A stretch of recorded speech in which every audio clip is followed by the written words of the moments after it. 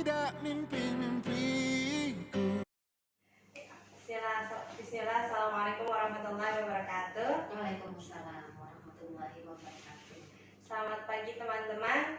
Kami dari mahasiswa Pascasarjana Universitas UHAMKA. Di sini kami akan membahas mengenai salah satu tokoh pendidikan internasional, yaitu Rabindranath Tagore.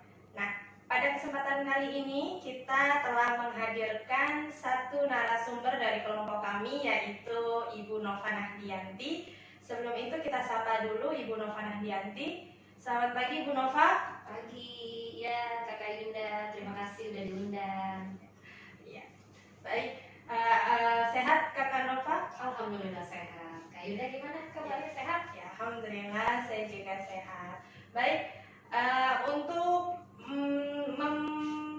mempercepat ini kita langsung mulai saja pada tokoh internasional ini, yaitu Rabindranath Tagore.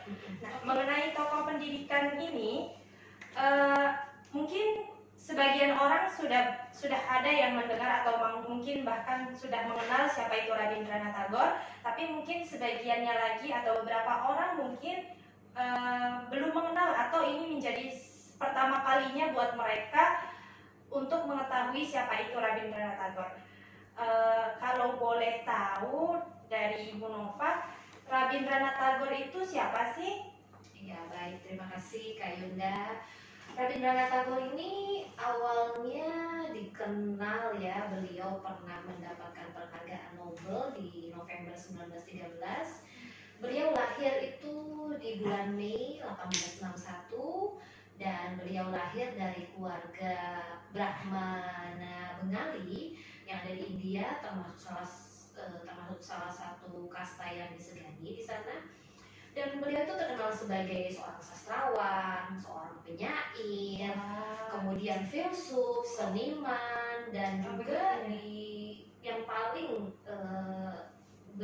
berjasa dan memang dianggap sebagai tokoh pendidikan itu, beliau memiliki sekolah ya di sana. Jadi mendirikan sekolah, salah satunya adalah sekolah alam. Kemudian karena beliau ini juga termasuk tokoh yang internasional yang perlu kita juga tahu, kira-kira yang perlu kita tahu, Rabindranath Tagore ini lahirnya kapan sih Ibu Nova? Oh iya, jadi beliau lahir di 7 Mei 1861 dan beliau wafat di Agustus 1941, yang dimana pada saat itu usianya menginjak 80 tahun. Beliau memiliki istri ya yang bernama Mrinalini Devi dan memiliki 5 orang anak. Berarti dia ini termasuk berada di dalam sebuah keluarga yang semuanya mungkin bisa dibilang mengenal dunia pendidikan ya Ibu Nova ya? Ya, memang beliau ini lahir di masa penjajahan Inggris ya. Pada saat tersebut Inggris sedang dalam penjajahan, India sedang dalam penjajahan Inggris, dan ini yang banyak mempengaruhi beliau dalam menuangkan ide-ide pikirannya, kemudian bagaimana beliau mewakili suara rakyat untuk memaparkan tulisan, di mana tulisannya itu sangat menyentuh hati para rakyat baik di India maupun di negara-negara lain. Berarti dia bisa dibilang juga termasuk seorang penulis ya Bu ya? Iya, memang beliau seorang penulis. Banyak sekali karya-karya beliau dalam bidang sastra khususnya dan bidang-bidang seni lainnya. Apakah Rabindranath Tagore ini juga seorang penyair Ibu?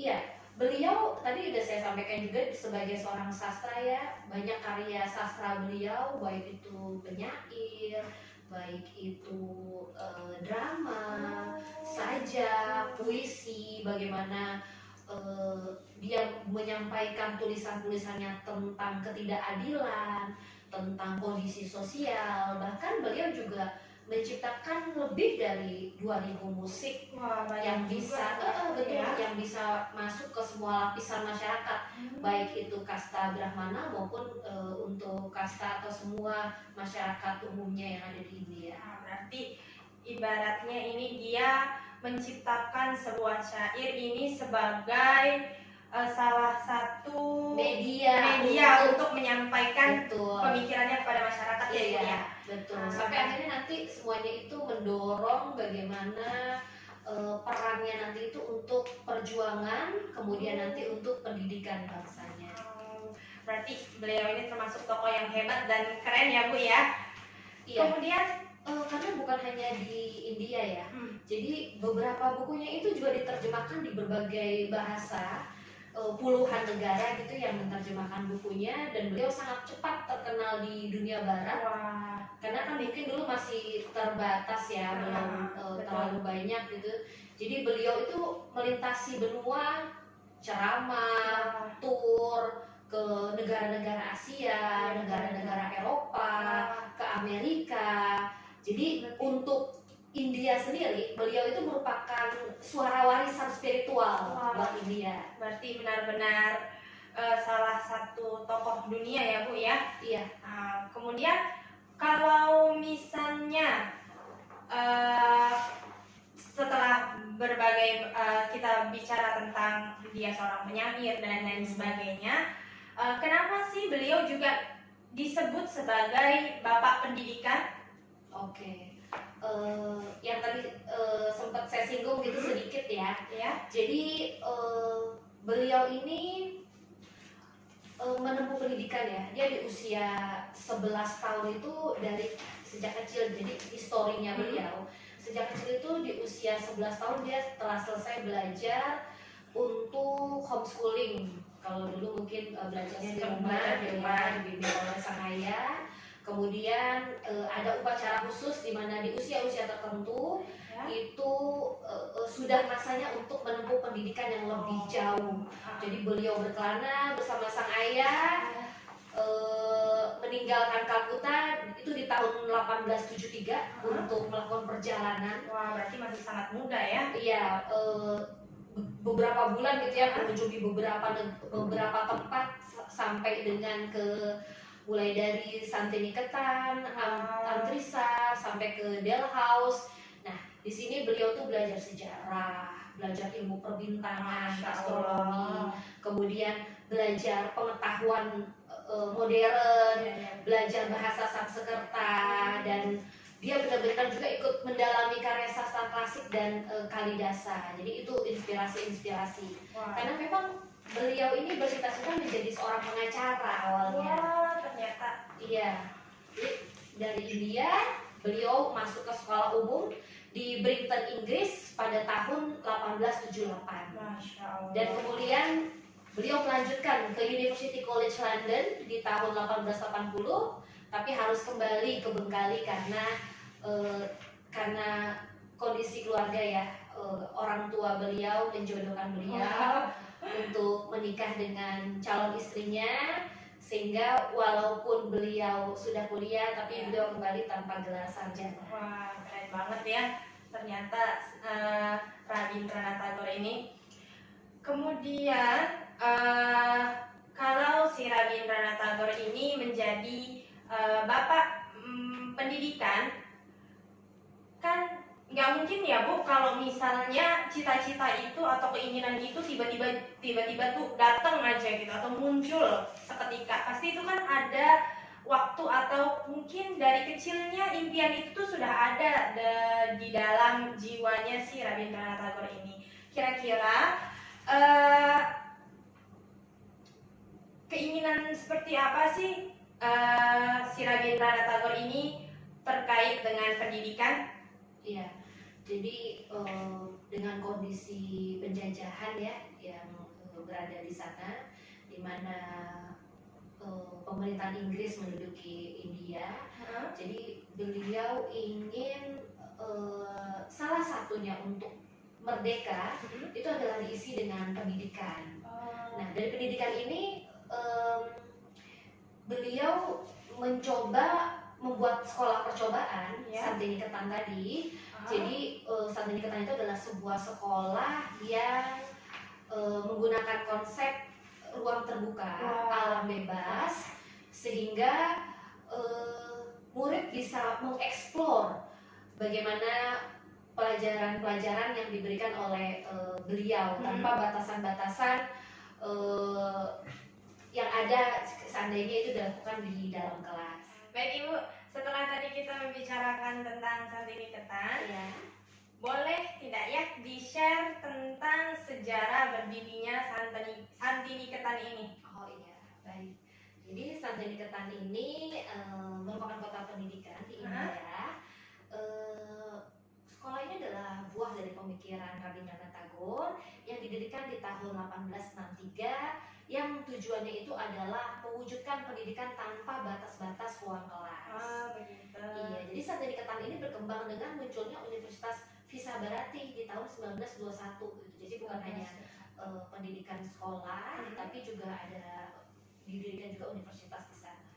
Dan asal-usul Santiniketan ini dimulai ya di tahun 1862, di mana ayahanda beliau yaitu Maharishi Debendranath Tagore sedang berlayar melewati daerah Birbhum. Jadi beliau menyeberangi sebuah dataran yang menurutnya itu sangat cocok sekali untuk meditasi, dan tempatnya itu menenangkan. Jadi sebenarnya Santiniketan itu artinya adalah tempat kedamaian. Wah, jadi dibangun ya sekolah di tempat yang damai gitu. Iya, jadi beliau membangun daerah tersebut gitu ya menjadi pusat spiritual, di mana orang-orang itu berdatangan dari berbagai agama, kasta, kepercayaan, berpartisipasi untuk meditasi.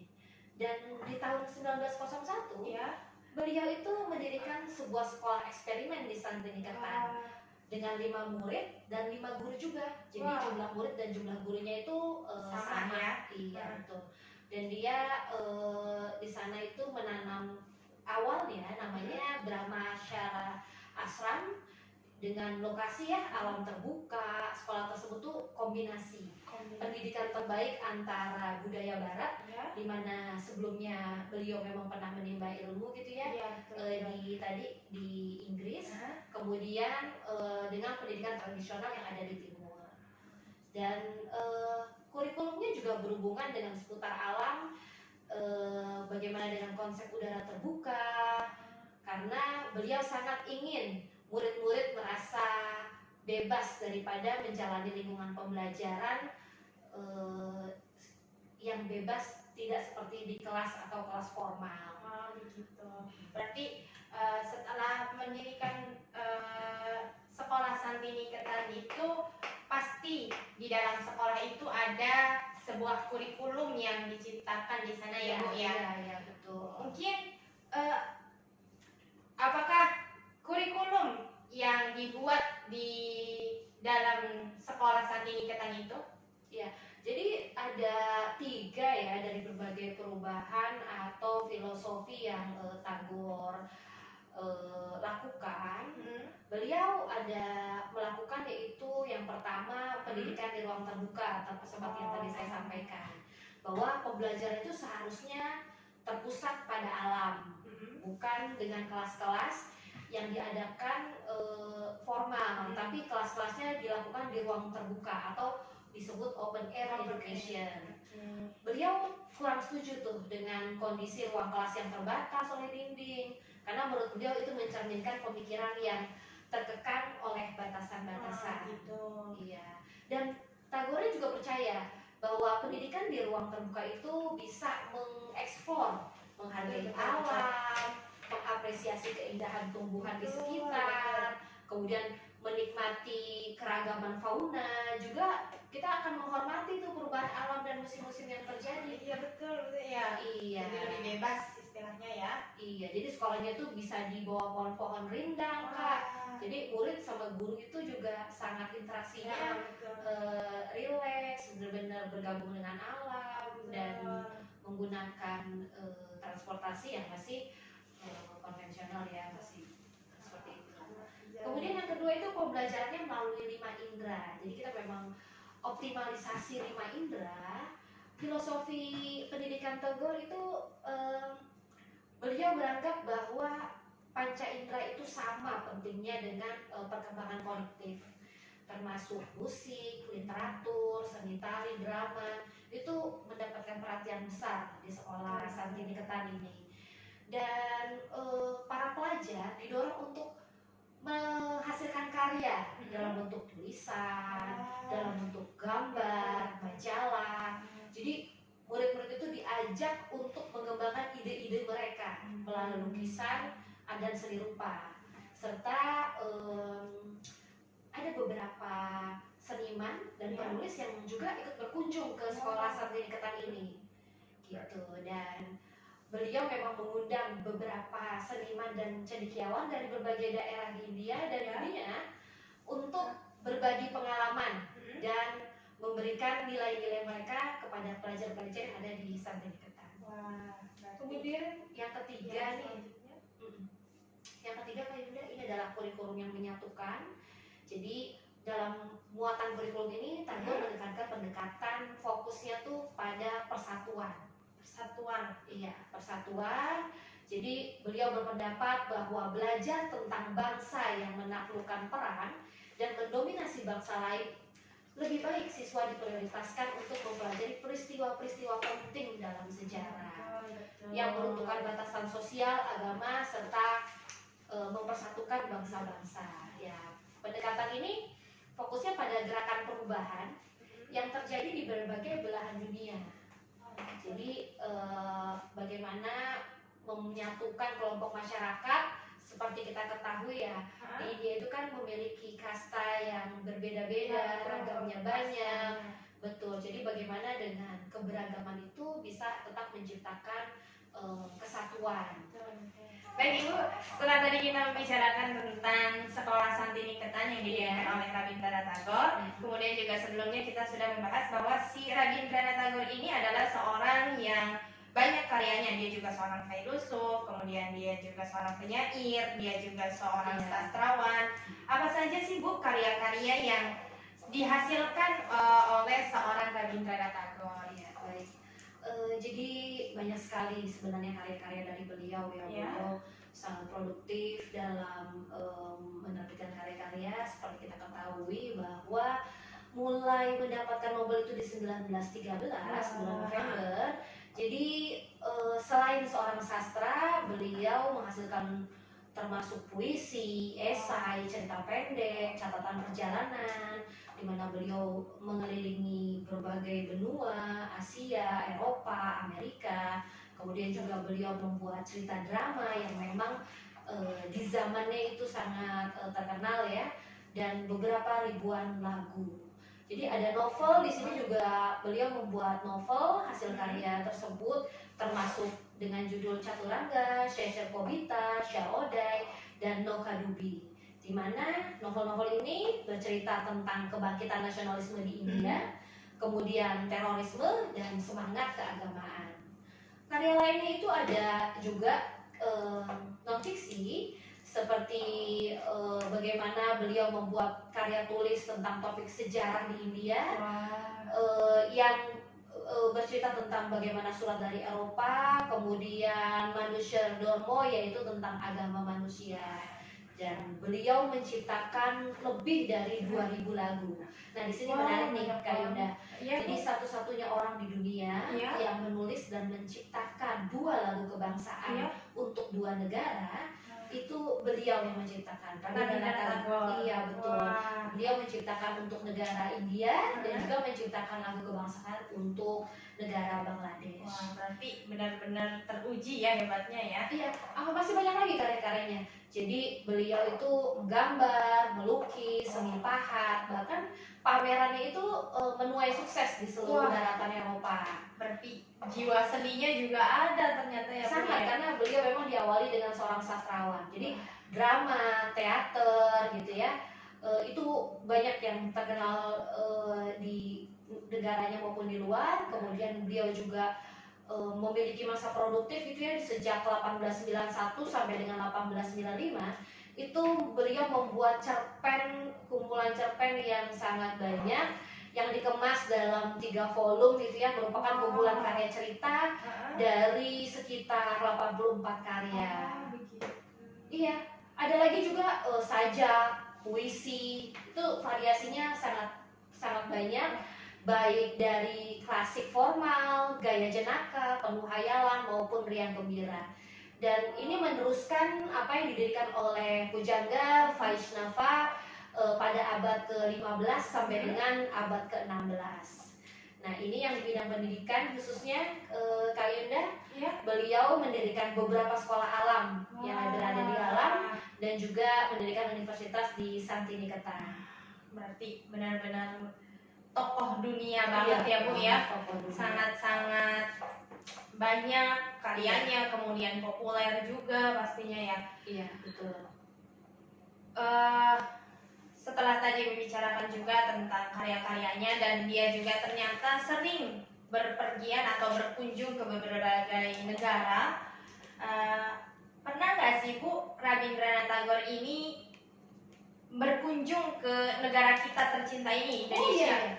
Oh iya, pernah. Jadi seperti yang tadi saya sampaikan bahwa beliau pernah berkunjung ke Asia.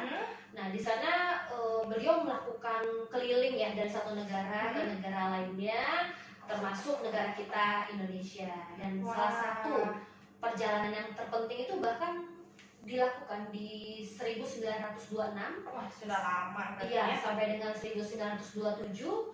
Bahkan beliau menghasilkan karya satu bundel yang diberikan judul yaitu Letters from Java. Wah, penulis sejati berarti. Iya, bagaimana Rabindranath Tagore Tours of Southeast Asia di 1927. Jadi beliau sempat menghabiskan waktunya ya Kak, itu pagi harinya tuh di beranda Borobudur loh, dengan membuat sebuah puisi bagaimana iya. Dan itu juga di sana ada patung Tagore, ini ada di depan Hotel Manohara Kak, Manohara Center Borobudur tadi. Untuk mengenang ya berarti. Iya. Jadi selain ke Jogja, beliau juga ke beberapa daerah yang ada di Indonesia, ke Bandung. Bahkan waktu di Bandung itu sempat bertemu dengan 3 orang pemuda, tokoh pemuda Indonesia. Salah satunya adalah Bapak Soekarno. Oh, Bapak Presiden kita pertama ya, Bapak Presiden kita pertama, di mana di kemudian hari dia menjadi seorang proklamator. Kemudian beliau ke Bali, beliau ke Surabaya, Surakarta, Jogja. Nah, setelah beliau keliling di Indonesia, di negara kita, akhirnya beliau bertolak di tanggal 30 September 1927 dari Jakarta. Wah, berarti benar-benar perjalanan si Rabindranath Tagore ini sangat-sangat banyak mengambil pelajaran dan juga banyak pengalaman yang sangat hebat gitu ya Bu ya. Iya, betul. Karena dengan perjalanan beliau ke sini, jadi pada tahun 1913 itu beliau sempat bertemu dengan tokoh pendidikan kita, Bapak Ki Hajar Dewantara. Di sana pada saat beliau diasingkan karena menulis Andai Aku Seorang Belanda. Jadi beliau di sana saling bertukar pemikiran, bertukar ide-ide, bahkan akhirnya membentuk pertukaran pelajar dan pertukaran guru. Benar, berarti Ki Hajar Dewantara ini sama-sama membangun sebuah sekolah ya Bu ya? Iya, jadi ada hubungan antara taman siswa dengan Santiniketan. Setelah pertemuan tersebut terjadi sebuah obrolan berarti ya Bu ya, antara Rabindranath Tagore dengan Bapak Ki Hajar Dewantara. Apakah ada persamaan antara sekolah milik Rabindranath Tagore di Santiniketan dengan sekolahnya Ki Hajar Dewantara? Oh iya, ada ya, pengaruh itu ada. Jadi Rabindranath Tagore dan Ki Hajar Dewantara ini memiliki kesamaan. Yang pertama adalah sama-sama berada di masa penjajahan. Di mana di masa penjajahan itu mendorong semangat persatuan dan perbaikan pendidikan. Ya, jadi yang dilakukan itu kesamaannya nomor satu adalah sama-sama mengajarkan nasionalisme. Bagaimana kepada para siswa diajarkan nasionalisme, berkebangsaan. Dan seperti kita tahu kan, kunjungan beliau di 1926 sampai dengan 1927 itu tepat 1 tahun sebelum Sumpah Pemuda di 1928. Iya, jadi yang pertama adalah mengajarkan tentang nasionalisme, kemudian memberikan kesempatan dan hak bagi semuanya untuk mendapatkan pendidikan yang sama, khususnya bagi para pribumi yang ada di Indonesia, agar bisa memiliki pendidikan seperti para priai atau orang-orang Belanda. Jadi tidak ada batasan bagi seluruh siswa-siswa yang ingin untuk bersekolah mendapatkan pendidikan yang layak gitu ya, itu mulai dibuka kesempatan tersebut. Kemudian salah satu kesamaannya juga adalah sama-sama mengutamakan kreativitas murid, bagaimana mengajarkan dengan cinta kasih kepada para siswa sesuai dengan bakat dan minat siswa, sehingga siswa akan tumbuh berkembang sesuai dengan naturalnya, bagaimana minat dan bakat tersebut iya betul bisa berkembang jauh lebih baik, termasuk bagaimana mengasah panca indera sesuai dengan pengaruh atau kognitif siswa. Jadi seperti itu Kak Yunda. Tapi kesamaan-kesamaan ini dihasilkan dari pembicaraan mereka yang sempat terjadi ketika di Indonesia ya Bu ya? Iya, termasuk akomodir untuk pertukaran para pelajar dan guru antara Santi Niketan dengan taman siswa, agar sama-sama bisa melihat kualitas yang ada pada sekolah yang mereka punya ya Bu ya? Iya betul, memadukan dengan konsep barat dan konsep timur tadi ya. Betul. Oke, baik. Kayaknya cukup sekian Kak Yunda. Mungkin bisa saya simpulkan di sini setelah pembicaraan kita mengenai tokoh internasional di sini yaitu Rabindranath Tagore, bahwasannya seorang yang hebat itu tidak bisa dihasilkan dengan waktu yang singkat, pasti butuh waktu yang lama untuk mempersiapkan diri, kemudian mempersiapkan segala sesuatunya untuk menjadi seorang yang hebat. Ya. Kemudian yang kedua, sepertinya kurikulum yang ada pada saat ini itu juga merupakan salah satu hasil adopsi dari kurikulum yang sudah pernah ada ya Bu ya? Dari berbagai ide-ide pemikiran dari tokoh-tokoh yang terdahulu yang kemudian sekarang digerakkan kembali, dimajukan kembali gitu ya Bu ya? Ya.